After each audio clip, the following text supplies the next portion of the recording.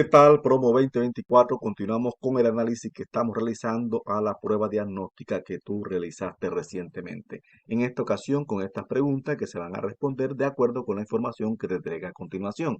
Nos indica de que un número cuántico, haciendo referencia obviamente a los números cuánticos, es el valor que se utiliza cuando se describen los niveles de energía disponibles en los átomos y las moléculas.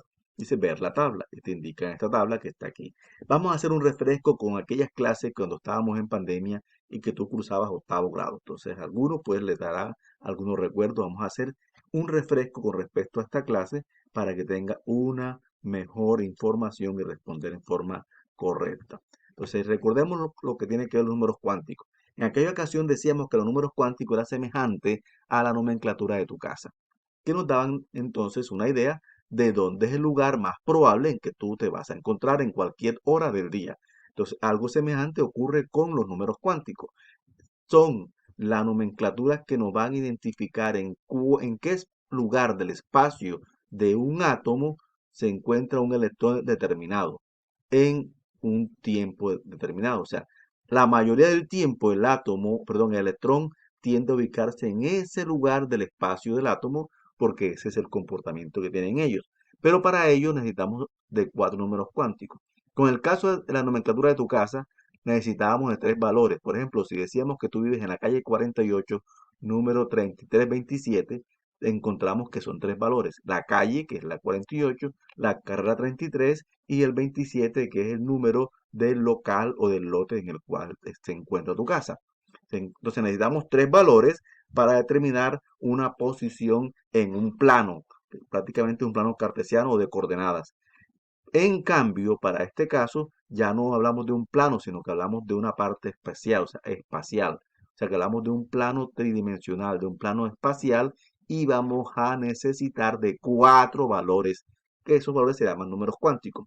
El número cuántico principal se representa por la letra n y corresponde a los niveles de energía, o también lo que es lo mismo, dentro de la tabla periódica corresponde a cada uno de los periodos. Por ejemplo, todos los elementos que están en el periodo 1 tienen un nivel de energía, todos los que están en el segundo periodo tienen dos niveles de energía, todos los que están en el nivel 3, perdón, en el periodo 3 tienen tres niveles de energía y así sucesivamente. Entonces, sigamos observando por acá. Entonces, además, los niveles traen información como esta. La cuantificación energética que tiene un electrón que se encuentra ubicado en cualquier posición del átomo, ¿ok?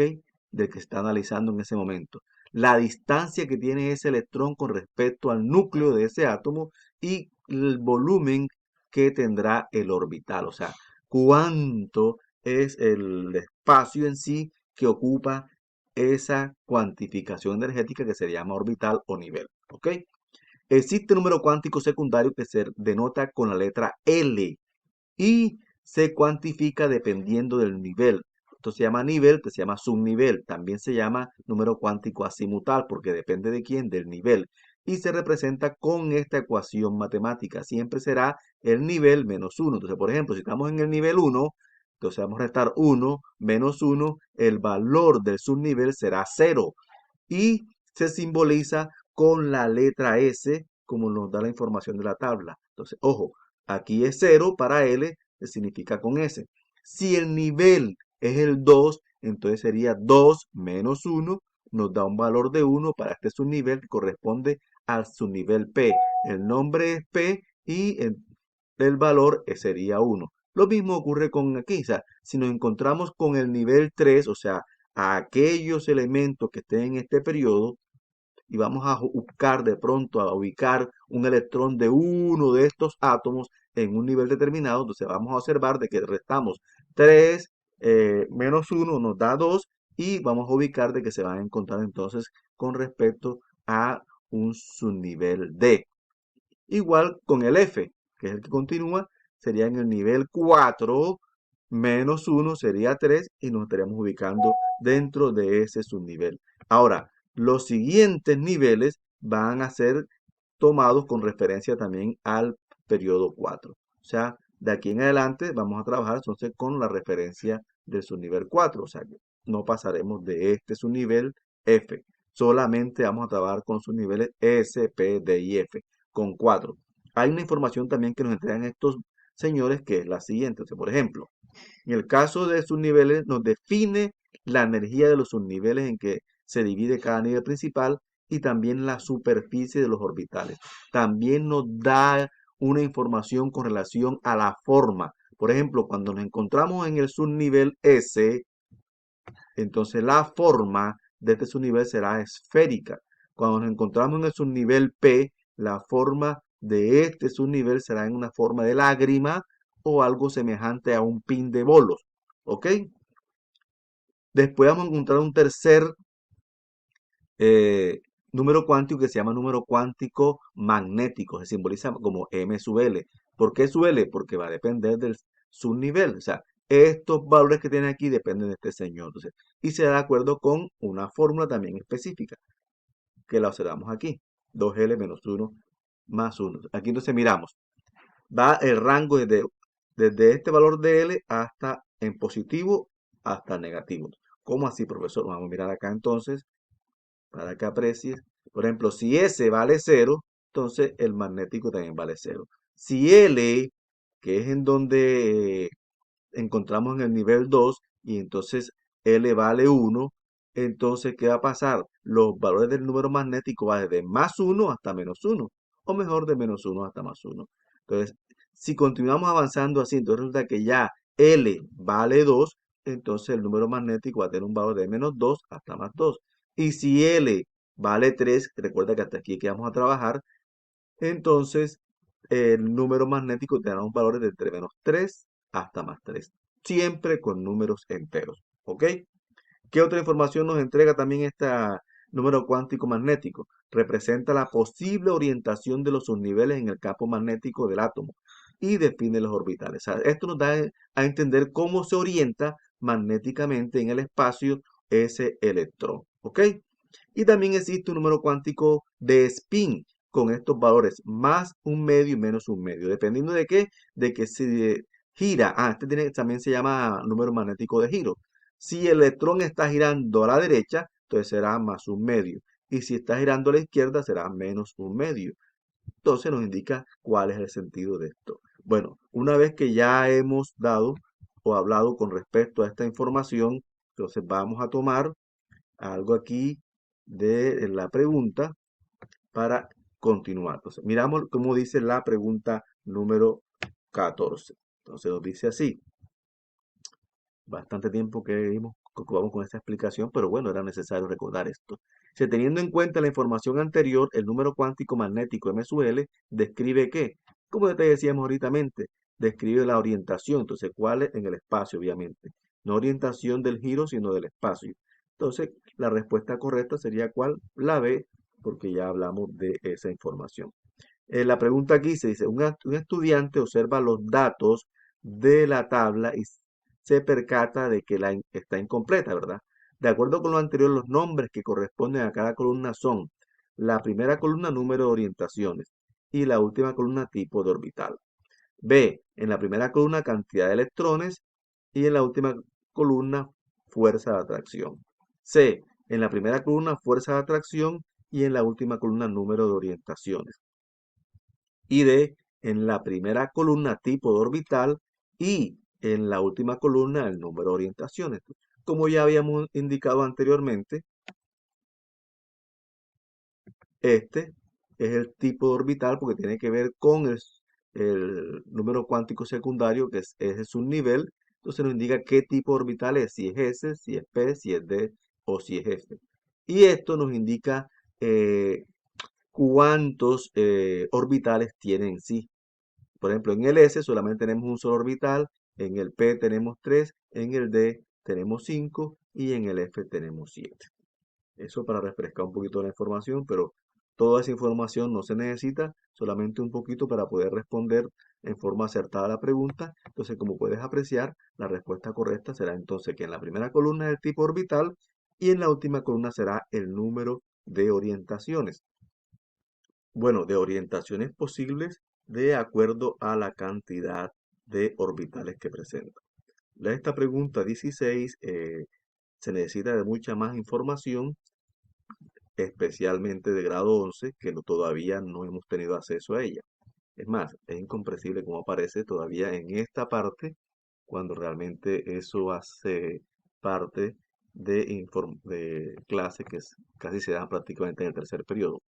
Miremos lo siguiente, entonces analicemos otra pregunta, que es esta 17. Dice, en la práctica de laboratorio, el profesor de química le solicita a los estudiantes que realicen un experimento casero.